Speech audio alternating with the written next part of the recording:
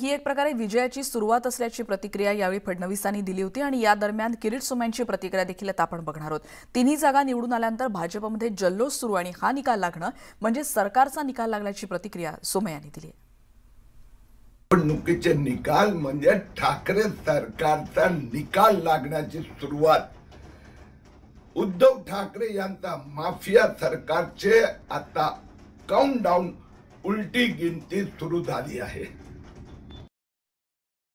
संजय राऊत आणि एकीकडे किरीट सोमय्या यांच्या दरम्यानचे आरोप प्रत्यारोप आपण सातत्याने आतापर्यंत बघत आलेलो आहोत आणि आता उलटी गिनती सुरू झाली आहे अशा पद्धतीची टीका देखील आता किरीट सोमय्या यांनी केली आहे। भाजपचे 3 उमेदवार विजयी झालेत आणि इतर पक्षांची मतं मिळवण्यामध्ये भाजपला मोठं यश मिळालेलं आहे आणि त्यामुळे महाविकास आघाडीला ज्या पद्धतीने फटका बसलेला आहे त्यानंतरच्या या सगळ्या प्रतिक्रिया सध्या आपण पाहतो आहोत। तर भाजपचे एकीकडे 3 उमेदवार विजयी झालेत पण कोणकोणती मतं या सगळ्यामध्ये महत्त्वाची ठरली याबद्दल देखील प्रचंड उत्सुकता होती आणि या सगळ्यामध्ये फडणवीसांची खेळी कशा पद्धतीने यशस्वी झाली अशा देखील चर्चांना सध्या सुरुवात झालेली आहे।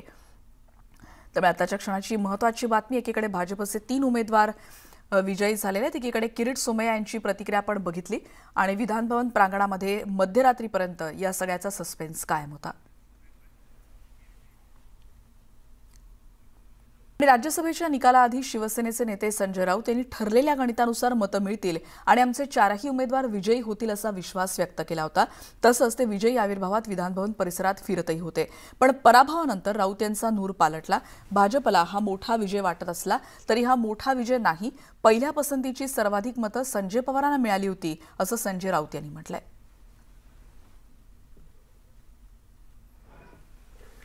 पसंतीची सर्वाधिक भारतीय जनता पक्षानं नक्कीच जागा जिंकली, पण त्यांचा विजय झाला असं मी मानत नाही। पहिल्या पसंतीची सर्वाधिक मतं ही संजय पवारांना पडली, 33 पहिल्या पसंतीची, 26 किंवा 27 मतं महाडिकांना पडली भाजपच्या उमेदवाराला। दुसऱ्या पसंतीच्या गणितावरती आकडेमोडीवरती त्यांचा विजय झाला, हे मान्य आहे।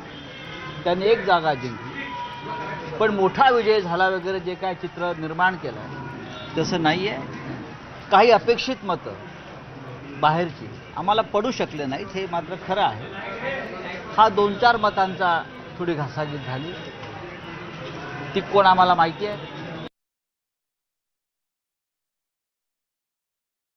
जे स्वतःला महाराष्ट्र समजतात, जे स्वतःलाच मुंबई समजतात, जे स्वतःलाच मराठी समजतात, त्यांना हे लक्षात आणून दिलं या विजयाने की महाराष्ट्र म्हणजे ते नाही, महाराष्ट्र म्हणजे 12 कोटी जनता, मुंबई म्हणजे मुंबईत राहणारी जनता आणि मराठी म्हणजे आम्ही सगळे या महाराष्ट्रात राहणारे आणि जगभरातले।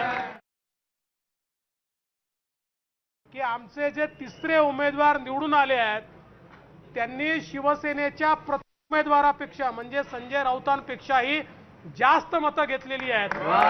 धनंजय महाडिक यांना त्या ठिकाणी 41 पॉइंट काही मतं मिळाली, 41.56 मतं, जी शिवसेनेचे ऑफिशियल कॅन्डिडेट संजय राऊत यांच्यापेक्षा जास्त आहेत।